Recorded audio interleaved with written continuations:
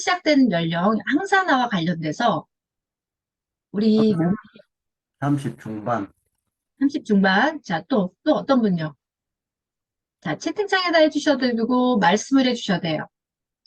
자, 우리 오늘 항산화와 관련된 항산화 효소와 관련돼서 우리 보통 이 효소와 관련돼서 우리가 노화가 시작된다고 하는 연령이 있어요. 이따 수업 중에 아마 나올 거예요.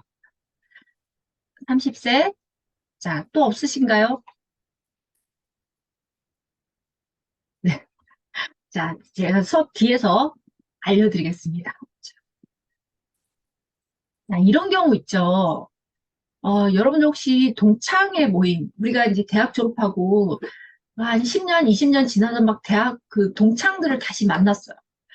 저도 그 모임에 가는데 깜짝 놀랐어요.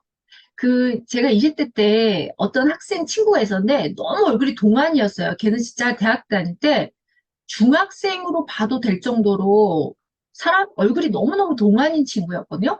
근데 이제 시간이 지난 다음에 딱 만났는데 얘가 그동안 무슨 일 있었는지 얼굴이 완전히 근데 우리 쉽게 얘기하면 폭삭, 폭삭. 얘가 도대체 무슨 일이 있었지? 속으로 이런 말은 안 했지만 속으로 아니 얘가 그동안 무슨 일이 있었길래 이렇게 많이 상했을 거 얼굴이 이런 생각이 들었고 또 어떤 친구는 얼굴이 그때 내가 20대 때 봤을 때나 지금이나 똑같은 애들도 있어요.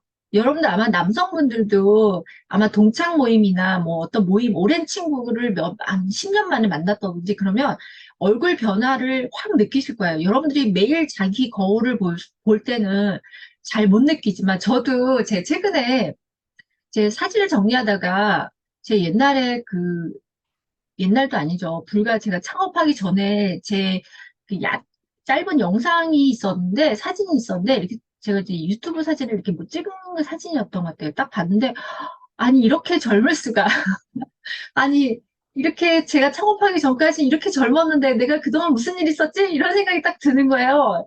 제가 언제 다음에 한번 사진 올려드리겠습니다. 여러분들 정말 깜짝 놀라서 저도 그 사진을 보면서 제가 매일 거울을 볼 때는 제 변화를 못 느꼈는데 과거 사진을 딱 보고 현재를 딱 보면 사람이 변했다는 게 딱 느껴지거든요. 아마 여러분들 동창 모임에서도 이럴 거예요. 근데 제가 이제 안티에이징 관련된 책을 쓰면서 느꼈던 연구 논문들 보니까 이 쌍둥이 있잖아요. 여러분, 일란성 쌍둥이가 똑같잖아요. 여러분들 아마 대부분 일란성 쌍둥이는 DNA 유전자도 거의 비슷하고 똑같아요. 근데 그 쌍둥이들조차도 어떤 친구가 더 많이 좀 늙고 어떤 친구가 더 동안이고 그렇고 똑같이 같은 집에서 살고 똑같이 부모님이 주시는 음식을 먹고 똑같이 자라도 어떤 친구가 더 동안의 친구가 있고 동안이 아닌 친구가 있는데 두 사람이 생체 이 실험을 데이터를 뽑아보니까 젊어 보이는 사람이 실제로 생체 나이도 젊었다는 연구 결과가 많아요, 여러분들. 그래서 우리가 외모로 보여지는 동안이 그냥 겉모습이 아니라 실제로 여러분들이 안에 생체 나이가 젊은 그 지표들이 우리 외부로 표현이 된다고 보시면 돼요. 그래서 우리가 외모를 젊게 가꾸는 것 자체가 어떻게 보면 생체 나이를 반영하는 거예요. 얼굴에 반영하는 거죠. 물론 얼굴뿐만 아니라 여러분들이 뭐 근육량이라든지 피부라든지 여러 가지 것들을 우리가 생체 나이를 측정을 하는데 이런 것들이 여러분들이 무시 못한다는 거죠. 그래서 어 그러면 이 차이들이 뭔가를 여러 가지 연구 결과가 있지만 오늘은 이제 주제가 항산화제니까 항산화제만 오늘 갖고서 설명을 좀 드려보겠습니다. 자, 제가 노화 이론을 뒤졌는데 예전에 이제 노화 이론을 엄청나게 노화 이론이 한 20가지 돼요. 우리가 노화를 유발하는 이론들이 그렇게 많은데 그중에서 가장 그래도 설득력 있고 현재 가장 많이 이 이론이 좀 확실하다고 하는 게 이 프리라디칼 활성산소 이론이거든요. 이 활성산소 이론인데 오늘 주로 활성산소에 대한 거하고 여러분들 항산화제하고 두 가지를 연관돼서 여러분들 설명을 드리겠습니다. 자, 혹시 여러분들 채팅창에 활성산소를 난 들어봤다. 이게 뭔지 대충 안다. 이러신 분 있을까요? 자, 나는 활성산소 들어봤어. 이거 뭔지 알아. 이러신 분. 자, 우리 요즘 그 영양제 선전할 때도 보면 활성산소 막 광고 많이 하더라고요. 예전에는 이런 활성산소라는 단어조차도 안 나왔는데, 자, 처음 들어보시나요? 처음 들어보시면 제가 설명 좀 잠깐 자켓으로 보겠습니다. 더워서. 자, 처음 들어보시나요? 자, 오늘 처음 들어보시면 정말 오늘 수업 잘 들어오셨어요. 여러분들이 이 활성산소하고 노화와 연관이 가장 깊은데 특히 만성질환을 앓고 계신 분들 있잖아요. 여러분들이 왜 당뇨나 고혈압, 고지혈, 심장질환 또 항암 치료를 받고 있거나 아니면 어떤 약물 치료를 오랫동안 약을 많이 먹었거나 이런 분들하고 노화하고는 속도가 굉장히 빨라요. 한 가지 더 추가하자면 비만이신 분들도 이런 분들도 보통 사람들, 정상인들보다 훨씬 더 노화 속도가 빠릅니다. 그거는 활성산소와 연관이 있는데 그 만성질환하고 활성산소하고 어떤 연관이 있는지 설명을 좀 드려보겠습니다. 자, 여러분들이 산화라는 걸 우리가 화학 시간에 배웠어요. 예전에 그 생물 시간에 고등학교 때 아마 산화라는 단어를 들어보셨을 거예요. 여러분 산화라는 건 우리가 여기 보면 사과를 잘라놨을 때 갈색이 갈변이 되죠. 우리가 사과 잘라놓으면 갈색이 갈변되는 것도 산화고요. 우리가 이게 셀부치 같은 거 있잖아요. 못이나 이런 것들이 물속에 담가두면 녹이 슬잖아요. 녹 쓰는 것도 산화예요. 그래서 우리가 산소와 접해서 화학적인 반응을 유발해서 변화되는 걸 산화라고 하는데 여러분 우리 몸도 산화가 됩니다. 자, 이거 뭐라고 쓰신 거예요? 영어로 뭐라고 쓰신 건가요? 자, 우리 몸도 산화가 돼요, 여러분들. 그래서 우리 몸도 산화가 되기 때문에 우리가 노화가 되는 거예요. 그래서 그런 얘기를 좀 해보겠습니다. 우리 지금 지구상에는요, 내 산화된 음식 먹으면 안 좋죠. 특히 산화된 음식 대표적인 게 뭐예요? 튀김. 튀김이라든지 아니면 산패된 기름이라든지 이런 음식들 여러분들 그 생과일 주스 같은 것도 사과 같은 경우도 아까도 말씀드렸잖아요. 썰어서 바로 먹어야지 이걸 이렇게 놔뒀다가 먹으면 사과가 산화되는 거예요. 공기 중에 산소와 맞닿아서 갈색이 되는 거는 산화되는 거거든요. 자, 그래서 우리가 지구상에 지금 그 우리가 공기 중에 보면 질소가 80%고 산소가 한 20% 정도 돼요. 근데 우리가 산소를 호흡하잖아요. 산소를 호흡하면 그 중에 일정 양이 여러분들이 활성산소로 변화가 돼요. 1에서 2% 정도. 그리고 이 산화라는 개념은 전자를 주고받는 개념이거든요. 근데 이때 이 활성산소라는 거는 우리가 여러분들이 이제 여러분들이 호흡을 하면 산소를 들이마시면 그 산소에서 1에서 2% 정도가 활성산소로 변해요. 근데 이 활성산소가 적정량이 있으면 괜찮은데 이게 너무 많이 발생이 되면 역으로 우리 몸을 공격해가지고 노화를 유발할 수도 있고 질병을 유발할 수도 있어요. 그리고 얘네는 굉장히 활성산소는 전자가 짝을 이루면 안정이 되는데 얘는 전자를 하나만 갖고 있기 때문에 굉장히 불안정해요. 그래서 항상 어디 가서 산화를 시키면서 전자를 하나 뺏어와요. 이런 역할을 하는 거예요. 그런데 여러분들이 산소를 많이 소비하면 소비할수록 여러분들이 빨리 노화가 되고 여기 보면 산소의 소비량이 수명을 결정한다고 얘기를 할 정도로 이 활성산소는 산소의 양하고 연관이 있는데 그걸 설명을 좀 해보겠습니다. 우리가 호흡을 할 때 산소를 들이마시면 이게 폐를 통해서 여러분들이 우리 세포의 가장 작은 단위인 그 세포에 보면 미토콘드리아라는 곳인데 여기에 가서 영양소를 태워서 에너지를 만들어내요. 그래서 우리가 여러분들이 음식을 먹고서 힘이 나고 에너지가 생기는 것들은 음식을 먹어서 이 영양소를 만들어내는 거, 에너지를 만들어내는 건데 이게 여기 과정 중에서 활성산소가 발생이 되는 거예요. 활성산소. 그래서 활성산소가 적정하라면 문제가 안 되는데 이게 너무 많이 발생이 되면 어떤 결과를 일으키냐면 적정량이면 얘들이 우리 몸에 방어하는 역할을 해서 방어벽을 이 역할을 해서 우리 몸을 지켜주는 역할을 하는데 이게 너무 많이 발생이 되면 역으로 우리 몸을 공격해서 우리 세포나 DNA나 이런 것들을 공격해가지고 몸의 세포의 변형을 일으키거나 염증을 유발한단 말이에요. 그러면서 노화도 유발하고 치매도 유발하고 암도 유발하고 염증 많은 질병도 여러분들 알고 있는 아까 만성질환인 것들이 다 활성산소와 연관이 있어요. 그러면 활성산소가 발생하는 원인들은 어떤 거냐면 여러분들이 아까 스포츠로 인해서 여러분들 너무 격하게 운동할 때 산소 소비량이 굉장히 많이 있잖아요. 숨이 가쁘면서 우리가 엄청나게 산소를 많이 소비할 때, 그다음에 뭐 방사선 치료라든지 자외선에 노출됐다든지, 뭐 농약이라든지 배기가스, 흡연, 그다음에 뭐 담배, 알코올, 그다음에 백혈구, 그다음에 여기 허열 재활유, 그다음에 약물 이런 것들을 하나하나 좀 자세히 설명을 드리겠습니다.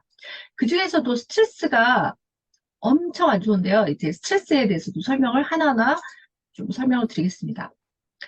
자, 그래서 우리가 이 활성산소는 DNA를 변형시키기도 하고, 세포를 변형시키기도 하고, 세포를 손상을 유발하기 때문에 여러 가지 노화, 여러분들이 지금 알고 있는 노화, 질병, 이런 것들을 일으키는 원인이라고 알고 있어요. 그래서 산소 소비량이 커지면 여러분들이 수명이 짧아진다고 알고 있는데, 자, 여기, 자, 첫 번째 자외선이에요. 아마 여러분들 다 아시죠? 자외선을 쬐면 피부가 노화된다는 거 여러분 아마 다 아실 거예요.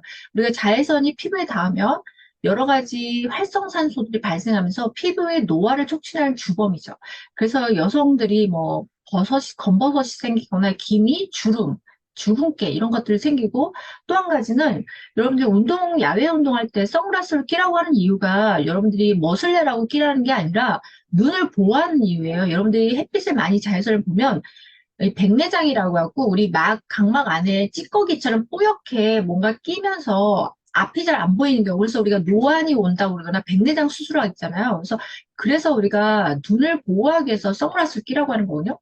그래서 우리가 보면 그 티베트 지방이라든지 아니면 이렇게 굉장히 자외선이 강렬한 지방에 있는 사람들 보면 백내장 환자들이 굉장히 많고 또 최근에는 오존층이 파괴가 돼서 자외선 양들이 더 많이 우리 지구로 들어와서 여러분들이 자외선에 많이 노출되고요. 두 번째는 방사선이에요. 방사선. 우리가 그 가끔 보면 이제 우리가 방사선이라는 뭐예요? 엑스레이 찍잖아요. 엑스레이는 CT 같은 거 찍는 것도 방사선이지만 또 한 가지는 암 환자들이 보통 뭐 수술 요법도 하지만 방사선 요법 같은 것들도 하잖아요. 그래서 이게 보면 방사선이 이 활성산소 종류 중에 하나인데 하이드로클 라디칼이라는 걸 발생시켜서 세포 핵의 DNA를 녹여가지고 암을 파괴시키거든요. 근데 이 방사선이 이때 세포를 파괴할 때 활성산소를 많이 배출을 해요. 그렇기 때문에 이제 뒤에서 설명하겠지만 암 환자들이 보면 이제 방사선 요법이라든지 항암 요법 받고 나서 굉장히 얼굴이 시커매지면서 노화가 빨리 유발하는 이유들이 이런 활성산소하고도 연관이 있습니다. 자, 그런 얘기를 좀 해볼게요. 자, 그래서 활성산소의 종류들은 이런 거예요. 여러분들 뭐, 이거는 그냥 이름이니까, 뭐, 슈퍼옥사이드 라디칼이라든지, 과산화수소는 아마 들어보셨을 거예요. 그 다음에, 뭐, 싱글레트 옥시제, 그 다음에 하이드록시 라디칼, 이런 것들이군요. 그래서 뭐, O2, OH, 뭐, H2O2, 이런 것들, 화학명으로 하면 이런 건데, 어찌됐든 얘네들을 전부 다 활성산소라고 이렇게 부릅니다. 자, 그래서 아까 제가 말씀드렸죠. 적정량이면 문제가 안 되는데, 과량 발생하면 이제 우리 몸에서, 우리 몸을 공격해서 오히려 여러분들이 노화를 유발할 수가 있다는 거예요. 자, 그러면 이제 허열 재관류 때 활성산소가 가장 많이 발생하거든요. 허열 재관류란 단어를 좀 설명을 드릴게요. 이게 일시적으로 혈액이 공급이 잘 진행이 되다가 막혀서 잠시 막혔다가 다시 흐르는 상황을 우리가 재관류, 혈류가 막혔다가 다시 재관류된다. 자지 흐르는 상황을 재관류라고 하는데 이때 엄청난 활성산소가 많이 유발해요. 이게 어떤 경우냐면 예전에 이제 저는 이제 병원에 있었으니까 여러분 수술실에서도 수술할 때 어떤 혈관을 이렇게 일부러 클램핑으로 막고 이쪽도 막고 뭐 이쪽을 수술하기 위해서 일부러 혈류를 막고 이쪽을 뭐 혈류를 끊어가지고 혈관을 끊어서 저쪽으로 연결한다든지 이럴 때 우리가 수술할 때도 활성산소들이 많이 유발이 되고요. 또 여러분들이 여기 보면 그림에 보면 뇌혈관이 어디가 막히는 걸 우리가 보통 뇌경색이라고 하죠.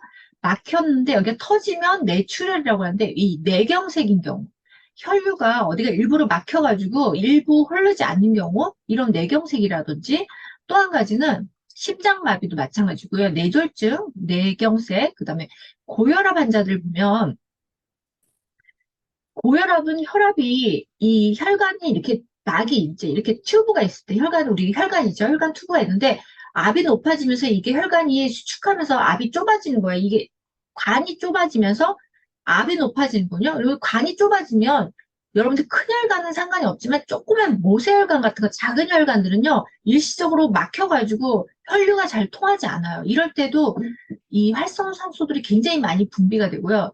아까 당뇨 환자들 마찬가지고 고지혈증 환자들. 자, 당뇨나 고지혈증은 혈류 안에 지방이라든지 당이라든지 찌꺼기 이런 것들이 있기 때문에 피가 끈적끈적해요. 끈적끈적하면서 여러분들이 물이 흐를 때 맑아야지만 이렇게 물이 잘 흐르잖아요. 근데 여러분들이 물 안에 뭔가 이물질이 많고 막 찐득찐득하고 이게 뭔가 많은 이물질이 있으면 이게 혈류가 잘 흐르지 않고 가다가 막히고 자꾸 이런단 말이에요. 이런 현상들이 우리 몸의 혈관에서도 똑같이 일어나요. 이런 상황들이 자꾸 재갈류, 혈류가 막혔다 흘렸다 이런 상황이 돼서 활성산소들이 많이 분비가 되는 거예요. 그렇기 때문에 아까 제가 앞에서 처음에 설명드렸던 당뇨 환자들, 그다음에 뭐 심장질환, 뇌경색, 고혈압, 또 뒤에서 설명드렸지만 뭐 간질환, 여러 가지 질병이 있는 분들이 이제 활성산소들이 정상인보다 어마어마하게 많이 분비가 되겠죠.